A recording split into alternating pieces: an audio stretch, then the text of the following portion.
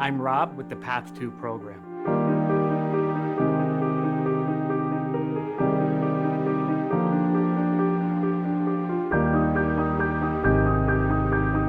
There are two techniques in the Path2 program that are very effective at identifying the emotional rewards we place behind goals. And I'd like to share them with you today as a way to illustrate how effective the Path2 program is. Now, in the Path2 program, I use the metaphor of the path to talk about how we go through life. It's our direction in life, and along the way, there are certain goals. Now, specifically in the Path2 program, we don't talk about goals as destinations, because that would imply that they are the end. Instead, we talk about them as waypoints. They're points of interest, points of desire that we want to arrive at, enjoy, and pass through onto the next series of waypoints. So the first technique I'd like to share is this idea of connecting waypoints. So those, think of them as goals, but waypoints, with the emotional benefits we hope to achieve, and then the barriers we believe are holding us back from that emotional benefit. Now, in a shorthand sense, the Path2 program refers to this as a web, W-E-B, for waypoint, emotions, and barriers. So when we're in a situation and we feel that we're stuck, and sometimes feeling stuck is frustration, hopelessness, aggravation, and we feel that we don't have choice to pursue what we want. When we have those feelings and they're connected to a goal or an objective, using a web process helps us see through what we're actually frustrated by. So first, think about the waypoint we're pursuing. And going back to the example, maybe it's saving for college. Maybe it's saving for retirement. Maybe it's a vacation. But we identify that objective, sometimes tangible, waypoint, that goal we believe we are working toward. Then we ask ourselves, why is that goal important? Again, it's not about how, it's about why.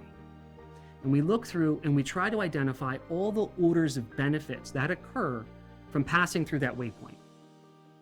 Now, the first order benefit may be for the benefit of others. It might be for our children, our partner, our community, our own well-being. And then we ask ourselves, why is that important? And we try to peel through until we ultimately find an emotion.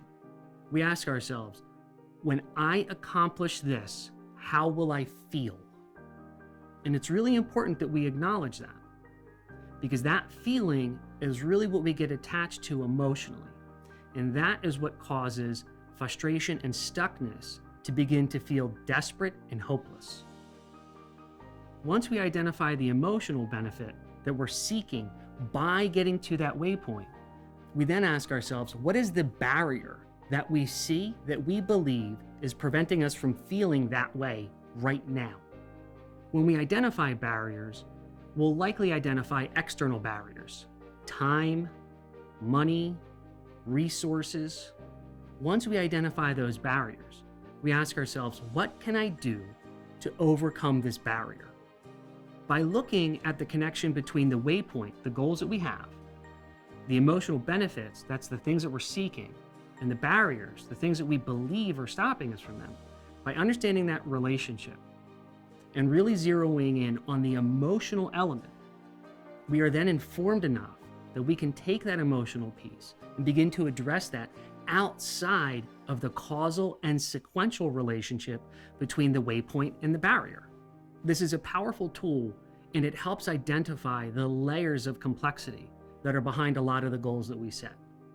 Oftentimes, we see a goal as really a proxy for an emotion. The feeling of being stuck also comes from a lack of choice, where we feel as if we're not able to do the things we want to do because of some restriction or another, whether that's commitments or whether that's the availability of resources or whether that's our own motivation. When we feel like we don't have a choice, it sometimes activates our fight or flight response, which automatically escalates our feelings of stress. It can lead to restlessness and bad decisions that occur in other parts of our life. In order to gain an understanding of what it is we feel that we can't choose, performing a values assessment along with a passion assessment, like in the Path2 program, is very informative to zero in on the values that we feel are not being honored by our lack of choice. Now, in a values assessment, We sit down and we review a various list of values and determine how important is that value to me? Is it something that I subscribe to? Once we identify the values that are important, we then ask ourselves, am I living in alignment with that value? And the term we use in the Path2 program is passion to talk about that alignment. And it ranges anywhere from, do I know how to define that value? In other words, what does it mean to me? Is it a value that's part of my daily dialogue, that I speak to it and I behave like it? Is it part of my actions? Do I demonstrate that value? And then lastly, is it part of my daily focus? Is it something I make a priority all the time? When we have a sense of what our values are and whether or not we feel that we can live in accordance with our values, we're able to identify likely sources of frustration that then contribute to that feeling of stuckness and lack of choice. If we identify values that we wish we could fulfill more, I wish I could live more in alignment with X or Y, or I wish that was part of my daily focus, there's a strong likelihood that that is a contributor to feeling stuck and feeling as if we don't have a choice, because clearly we're identifying that as an area where we want to live differently. So when we feel stuck, whether that's personally or professionally, having the tools to be able to look through that waypoint and identify what the emotional reward is that we're actually seeking or that we think is attached to that waypoint is very powerful and allows us to make decisions on how we can address that need without making it consequential or sequential to that waypoint or achieving that goal. As people, we're very focused on solving problems. We understand how to get things done, and oftentimes we lose sight of why. The Path2 program provides a number of tools to help us remind ourselves why we are doing certain things and what it is of value for us on the journey down our path. And it provides solutions on how to accelerate those emotional benefits so we can achieve them now and not arbitrarily place them behind various goals or waypoints where we can't control the circumstances and conditions that influence our ability to accomplish them.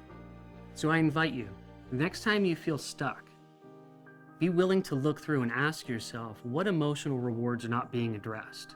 And feel free to use the web tool or the values and passion assessment from the Path2 program.